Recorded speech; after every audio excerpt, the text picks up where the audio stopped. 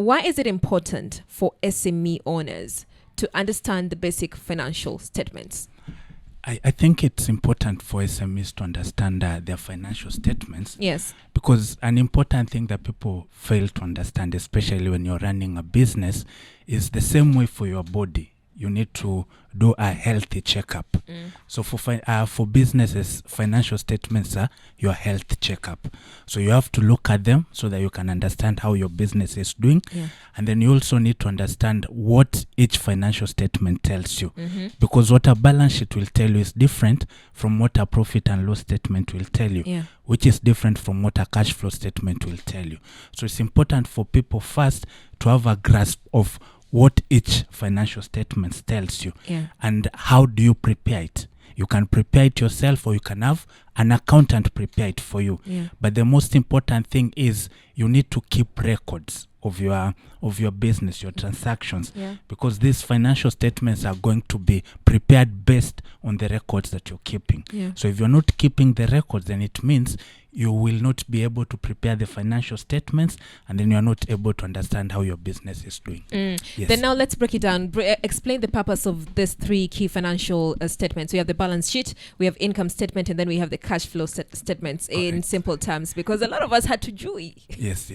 Now, the first and important statement that somebody needs to understand is the profit and loss statement. Okay. So back in the day, it was called the P&L, that's profit and loss. But nowadays, they're calling it the statement of financial performance. How is your business performing? So it basically tells you how much income you're generating, how much money you are spending in expenditure, and what profit you're going to have at the end of the day, if it's a profit or it's a loss. Yeah. So the profit and loss is basically how your business has performed in the year. Yeah. And these statements are prepared on an annual basis, but you can have interim. Maybe you can do it on a monthly basis so that you can track your performance every month. Yeah. You do it on a quarterly basis so that you can track your performance on a quarterly basis, or you do it annually. So the profit and loss basically tells you how your business has been performing. Now the balance sheet, from the word, is a statement of balances. And it gives you the balances of your assets, your liabilities, and equity. So, and in the accounting scenario, there's what is called the accounting equation, whereby your assets is equals to liabilities plus equity. So the balance sheet now tells you how much assets you have, how much liabilities you have, and what's your equity or capital in that business. And then it's also important because you are able to track if your assets are enough to cover your liabilities or they are not. Because if your assets are not enough to cover your liability, then you are in a financial distress.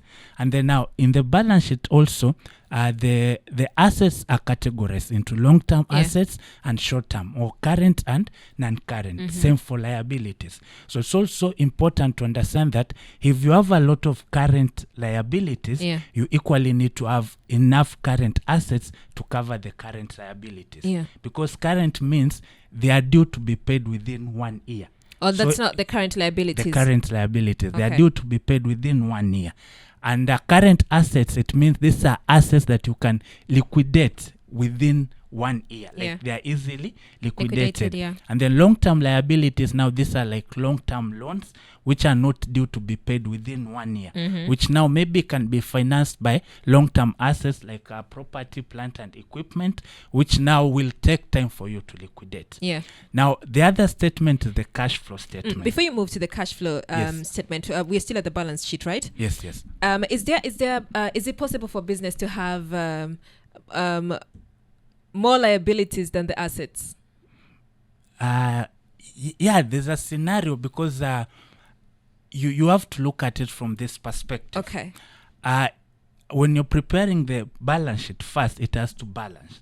So the asset side has to be equal to the liability side. So a scenario will come where you find that the assets that are more than the liabilities that are more than the assets is not the total liabilities, but the current liabilities, because now the current liability will give you what is called net assets or your working capital. So you'll find a scenario whereby your total assets are more than your total liabilities, Yeah. but your current liabilities could be more than your current assets. So that's the financial distress I was talking Yeah. about. But if liabilities are more than assets, total liabilities are more than assets, Yeah. then it means that equation is not going to balance. Or Yeah. you'll find that it's balancing, but now on the other side, you're financing the business. So you find what's making it balance is now the equity side. Yes, your capital now. Because if the business is not generating enough money Yeah. to pay its liability, it means you have to go into your pocket. Into your pocket. So if you put money into the business, you can put the money in two ways. Either you can put it in equity, where you cannot draw that money out until you dissolve your business, Yeah. or you can give your business a loan, a personal loan. Yeah. So you find you're loaning to your business so that it can keep on running, or you're pumping in more money in form of equity. Yeah. So you go and increase, if it's a limited company, you increase your share capital so that you can pump in money, or you pump in money as a shareholder advance Yeah. or a director's loan to the business. Okay, I still have questions on this. Yes. For somebody who's I'm really learning. For equity, now having capital, when you have the capital and now you're pumping money into the business, right? Yes. How long should that happen for? It- Because then when you're saying you've already started a business, Correct. right? And now you're financing this business. Of course, at the initial stage, you're going to have to find capital to be able to run the business, Yes, right? Yes. Now, when it comes to now still getting money from your pocket to finance the business, how long should one do this before they realize that this business is actually making a loss? Now that will depend on the situation Okay. that is making you pump money into the business. Okay. It could be your business is generating money, Yeah. you're selling, but you're not getting paid by your customers. And then now you need to pay your suppliers. So you can pump money into the business so that at least while you wait to collect from your customers, you are able to pay for your Yes. suppliers, so that they are not on your neck. Yeah. But now you find a scenario whereby this money that you're yet to collect, is there are chances that you'll never collect it. Now it's turning into a bad debt. Yeah. Unrecoverable entirely. Yeah. Or you keep on pumping money to buy, maybe it's an inventory that you're selling, and then it's dead stock. You're buying, you're not selling. Yeah. It's in the shelf. Yeah. Now the money that you are pumping into the business is to cover your recurring expenses or the fixed expenses. Yeah. Maybe you've not sold enough to make rent. You've not sold enough to pay your salaries. Yeah. You've not sold enough to do ABCD, and it keeps on recurring. Then it means your business will never break even. And if it's not breaking even, it's time you count your losses. Okay. Yes. All right. Now let's move on to the other financial statement. Okay. Yeah. Now the other financial statement is the cash flow statement. Okay. So basically, in the profit and loss statement, it's giving you profit. But when you look at that profit and loss statement, you find that there are transactions or line items in that statement that are not cash items. For instance, there's what we call depreciation. So depreciation is an expense that you put on your profit and loss, but it's not a cash item. So in the cash flow, now it's a statement that tells you how much money you've been making throughout the year. So it starts with the profit before tax, and then you adjust for non-cash items. Maybe there was a depreciation that you put in the profit and loss. Yeah. There was loss or gain on disposal. You sold your item and then you did your you sold it and then you did the gain or loss. It's not cash, because you'll find maybe you've sold a chair that you bought at 1,000 shillings. You've bought it at 500. You've sold it at 500 shillings. The profit that you've made there is not going to be 500 in an accounting perspective, because this chair has been depreciated. So you are depreciating it at 10% per annum. Yeah. So you've depreciated it for 2 years at 200 shillings. Yeah. So the net book value for the chair is 800. So you've sold it at 500. Yeah. You've made a profit made- of 300. So 300 will go to your profit and loss, but 500 goes to your bank account. So when you do the cash flow, now you are adjusting for these non-cash items, so that at the end of the day, you know where exactly your money is going. And the way it works is you start with the profit before tax, then you adjust for the non-cash items, and then now you put what is called working capital changes. Now, working capital changes is you're looking at, did your account receivables or debtors increase or decrease within the year? That's the first thing. The second thing, did your inventory increase or decrease? Yeah. Did your creditors or accounts payable increase or decrease? So the changes within those three categories will give you the net changes in working capital. Yeah. And then now you get the cash flow, the operating cash flows. Then now you put financing activities. Did you get a loan within that year? Or did you pump money into the business within that year? Then you get now the financing activities, cash flow changes. Then you go to the investing activities now. Yeah. Have you invested in anything, property, plant and equipment? And then at the end of the day now it gives you the actual movement in cash. Then it tells you that you have a healthy cash flow or a very bad cash flow. Yes. What does a bad cash flow look like? That's a difficult question to answer, but basically it means that you're getting money mostly from an unconventional way. Okay. So instead of getting money from operating activities, maybe you are getting it from loans, that's financing activities, or you're getting it from share capital, that's investing activities. So if you find more money is coming from your pocket or in form of liabilities, then that's a bad cash flow. Okay. Yes. I don't know if we have one left. Income statement, have we talked about that? The income statement is the profit and loss. Okay, sawa. Yes. All right. So which of these financial statements, now that you've broken them down, do you think SME owners tend to overlook, and why is that a mistake? I think the one that SMEs overlook is the cash flow. Because now you see profit, your business might be profitable, but you're not having cash flows. I'll give you a scenario. Go ahead. Maybe you find yourself in a situation at the end of the year or at the end of the month you've made a profit of say 3 million. Now profit this is how much I bought, this is how much I sold. I've made a profit, say 3 million. But do you have cash flows coming in and coming out of your business that if you get a deal to do something, you'll be able to access that money easily for you to make a business deal somewhere? So that's what the SMEs overlook when it comes to financial statements. But you find most don't even get to the financial statement point because they are not keeping business records, or they're not separating their personal expenses from their business expenses. So you find that everything is mixed and confused.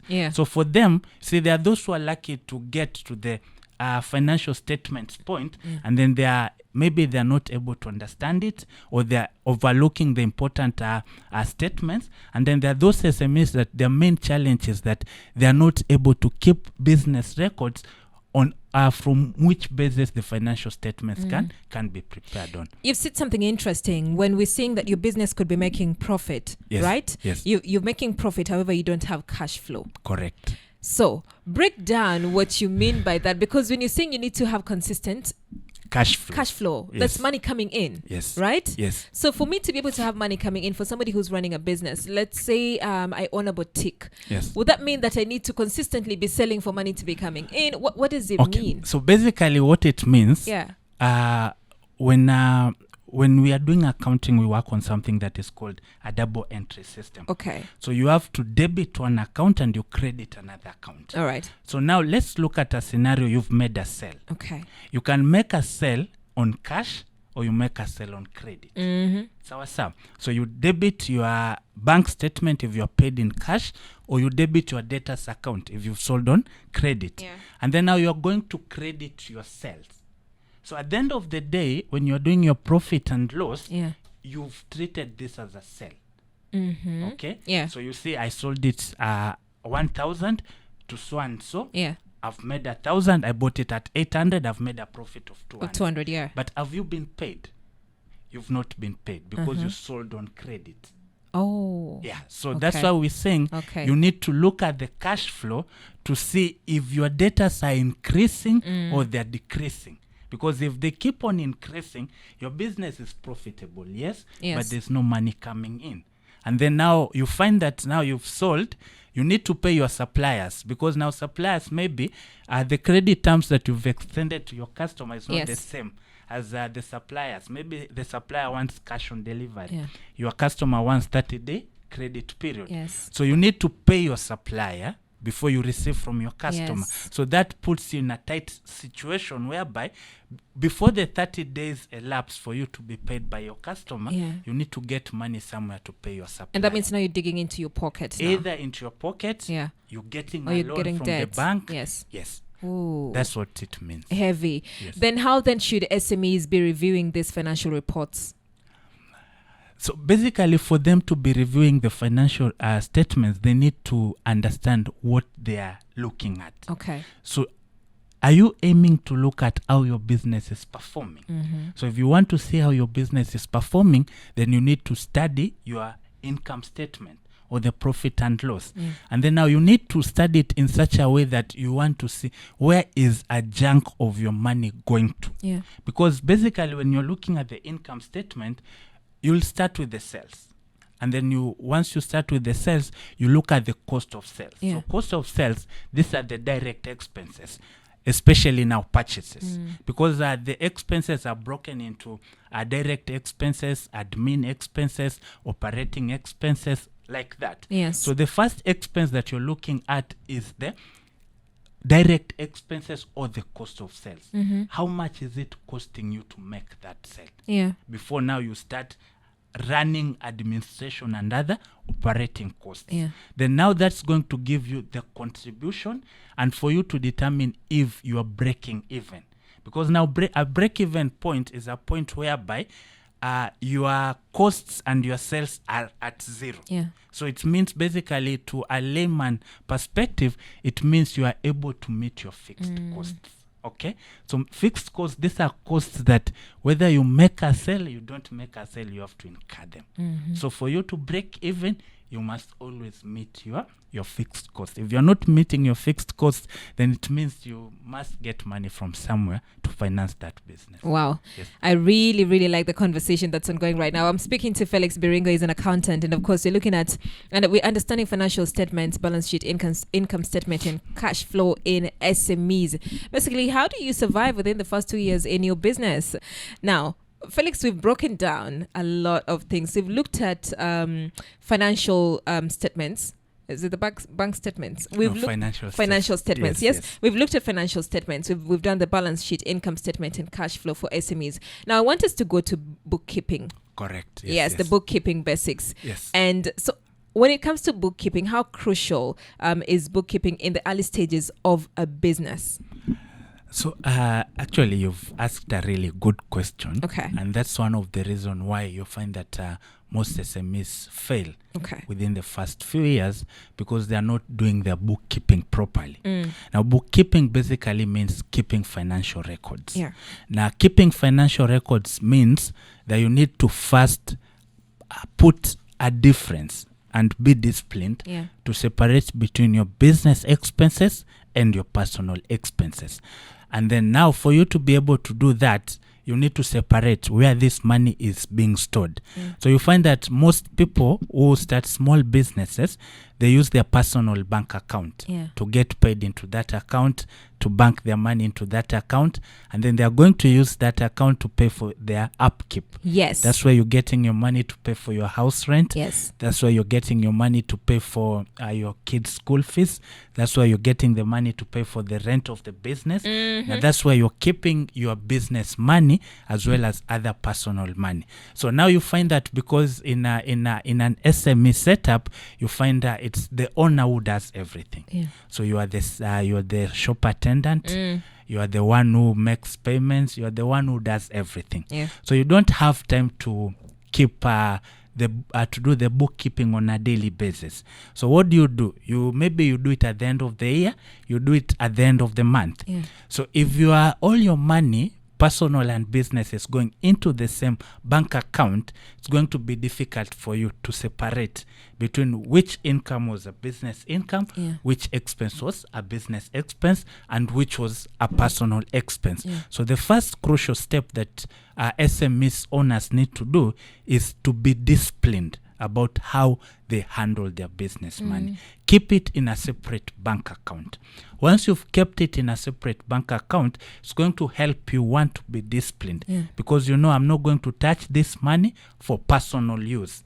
And if you must touch it for personal use, then you record it. you just transfer it from your business account to your personal account so that you can pay for your personal expenses. Yeah. Now, when you've accounted it in that way, then it means when you get your bank statement at the end of the year, you're going to know that this is not an expense. Yeah. This is a drawing. It's money I drew from the business. Yeah. So if at the end of the day you've made a profit, then the drawing is going to be offset against that profit. And then it also depends on the kind of business that you're running. Because if it's a company that you're running, then this drawing should not be like you can't draw money from a company without declaring a dividend, because now it becomes a problem. You should maybe pay yourself a salary or declare a dividend at the end of the year. Or if it's a personal business, a sole proprietor that you're running, then you can do the drawings as long as you manage them. But you also need to be careful so that at the end of the year, when you're doing your financial statement or filing your returns, you have enough money to pay for any tax obligation that you are going to have. Yeah. So the first important step for SMEs is to separate their business money and their personal money. Once you've done that, then be consistent and regular in preparing these accounting statements. Once you've done the bookkeeping, and basically bookkeeping means you take your bank statement, you're going to, if it's expenses, you are going to categorize them into rent, into salaries and wages, into purchases and everything, and then you have your income.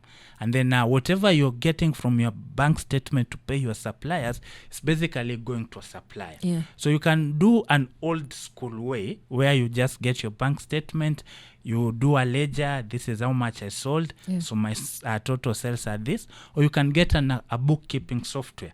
There are cheap softwares that you can get, one that you can download and install on your computer, one that is online based, you can do it online if it's QuickBooks online. So there's plenty of bookkeeping softwares that you can use.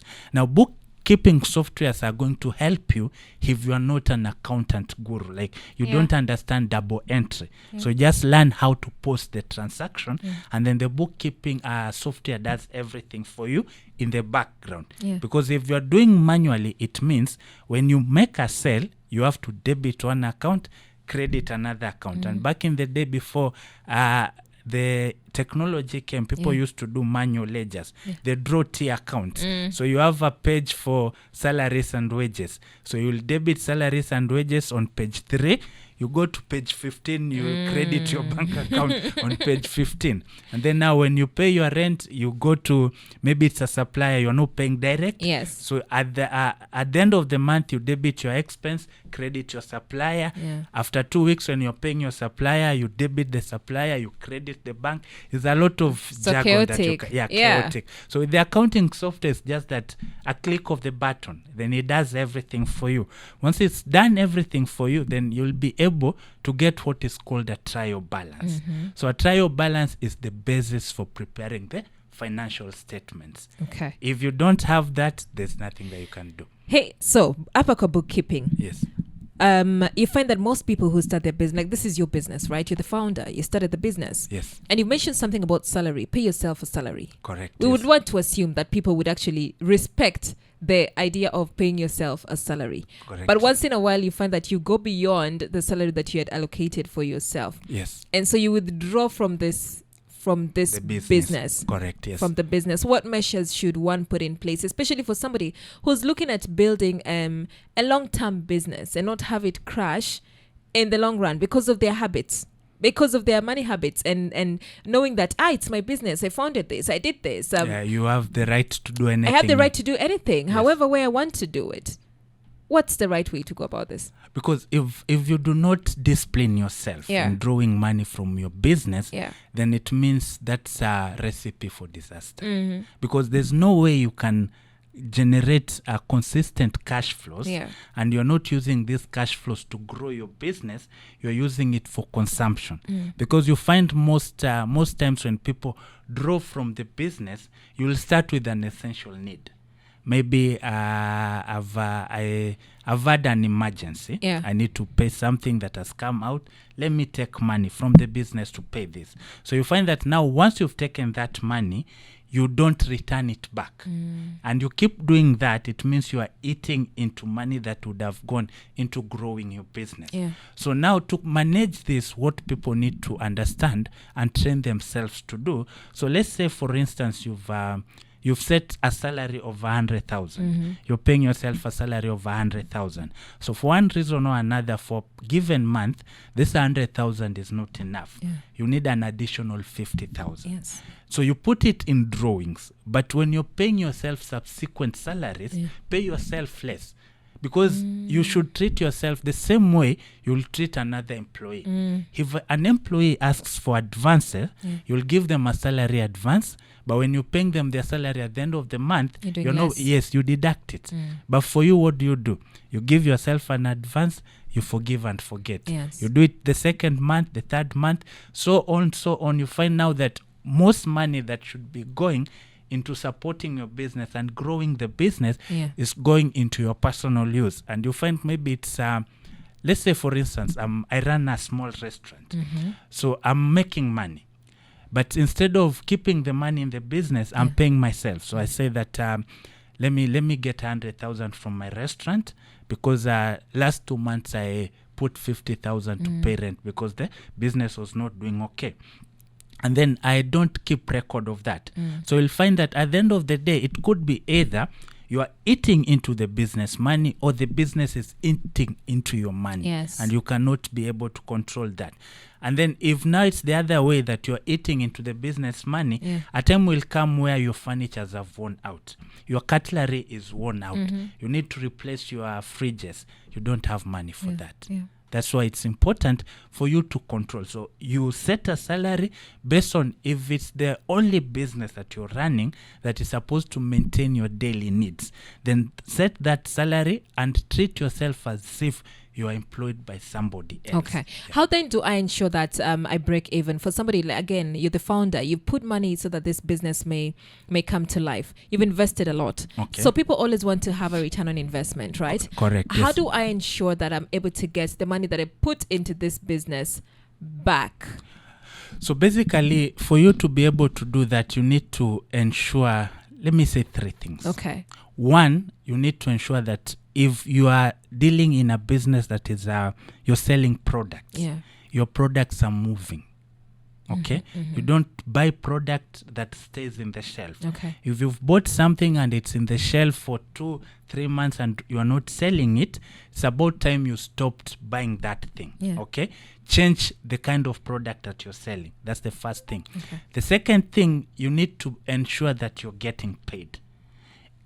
Businesses need to operate on credit, but you need to use credit in a good way. So when you're using credit, ensure that if you're selling on credit, you are also able to buy on credit. Because if you cannot do that, you'll need to get money to finance the purchases that you're selling. That's the second thing. The third thing, you need to ensure that you're maintaining your liabilities. If maybe you've struck a deal with your supplier that you can pay them in 45 days and you have money to pay them in 45 days, pay them in 45 days. Don't let the liabilities keep on increasing because your debtors are keeping on increasing. Manage this. Get yourself paid, pay your supplier, so that at least you're managing that. And then if it's if you are doing a service, now service is quite tricky because you need to price. Another thing that people make a mistake is you don't know how to price yourself. Maybe it's a service that you're selling, it's a cleaning service. Now you say, it's laundry, Mama Fua. Mama Fua says that I'll be charging you at 1,000 to wash your clothes. For her, she knows 1,000 is a lot of money. But how much are you investing into providing that service? And is the 1,000 worthy it? Maybe you've spent 200 to come, you will eat lunch or something, and then at the end of the day, you find that you've made 1,000, but 800 has gone into other expenses. So you need to do the costing properly, which a lot of people fail in. If you don't do costing properly, especially in the service industry, and those people who are dealing in I don't want to call it manufacturing, but say you're running a restaurant. So you're buying a lot of ingredients to cook. How much money is going into that plate? You ask any restaurant owner, they will not tell you. How did you arrive at selling a chapati at 20 shillings? Because everybody is selling at 20 shillings. Yes. But when you sell it at 20, how much are you spending to sell it at 20? Yeah. And most people will only look at the flour that has gone into that chapati, the cooking fat, oil, and everything. You fail to cost the person who cooked that chapati, because you have to pay them salary at the end of the day. You fail to factor in the guy who will clean. Yes. You fail to factor in the waiter who will serve you. And then you fail to factor in your electricity and everything. Yeah. That's why you find that if you go to big restaurants, they're selling a plate of, say, pilau at 350. You ask them how they arrived at 350, they'll give you a breakdown. This was my cost, this is my markup. That's why I'm selling at 350. Yeah. But for you, you are selling at 150 because the other person is selling at 150. But you don't know how much they're spending to put that plate on the table. And it could be different from you. Maybe you can sell it at 100 and still make a profit, because the rent that you're paying is not the same as the rent they're paying. Okay. Yes. I like that. As we wrap up the bookkeeping segment, what for somebody who cannot afford to hire or employ a bookkeeper, what would you recommend? I know you spoke about the softwares, but what else? Talk more about the softwares and what somebody can opt for. That are available out there when it comes to bookkeeping. I will not be able to mention quite a couple, but the most common that people are using is QuickBooks. Now QuickBooks, you can get the desktop version or you can get an online version. But there's also another common software that is recently been introduced that is called Udo. Now Udo, its advantage is it works in an app basis. So you find that the first app you get is going to be free. Then the second app you pay something, but it's you pay it on a monthly basis. That's a subscription basis. And then we also have books. There are quite a lot. But if you can't afford that, then try to learn basic Excel. All right. And use Excel for bookkeeping. I like that. Now I want to take you to financial literacy and survival. When it comes to SMEs, right? Yes. How does a lack of financial understanding then contribute to a higher failure in SMEs in the first 2 years? So these things are related because now the way we mentioned at the beginning, most SMEs owners overlook their cash flows.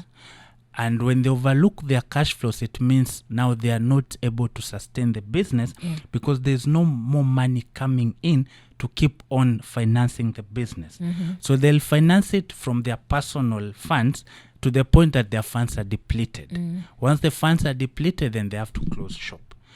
Or two, they keep on drawing money from the business without controlling that expenditure, assuming that they're drawing from a bottomless pit. And then at the end of the day, then that pit ends, and then they have to close it. And then another thing is you find that when you open a new business, there's always a frenzy. Like I've opened a new restaurant, like you see with the clubs.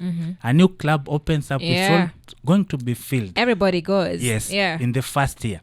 Then in the second year, they get bored with you, they move on. Yes, true. So if you did not understand that at the beginning, you're going to do bad budgeting, assuming that you're going to generate a similar level of revenue. Or you open your business at a certain point, say for instance, you start your business in December and you find that in December people frequent Mombasa a lot. So you'll sell a lot in December and then you assume that Kumbe I did a good decision. And then come January, you're not getting anything. Yes. Now, because you did not plan properly, the money that you made in December, you spent all of it. Now January kumekauka. There's nothing to pay your supplier, then it starts becoming difficult. Okay. In less than a minute, what practical steps should new business owners take when it comes to improving their financial literacy? So the first step is you understand the basics of finances. Understand how you can prepare the financial statements yourself understand if you are able to get somebody to prepare it for you, understand how to read them and get information from them. And if you've not separated your business money and your personal money, do that immediately. Yeah. All right. Thank you so much. I've been speaking to Felix Birongo. Such an insightful conversation. I've learned, and I believe somebody else has also learned.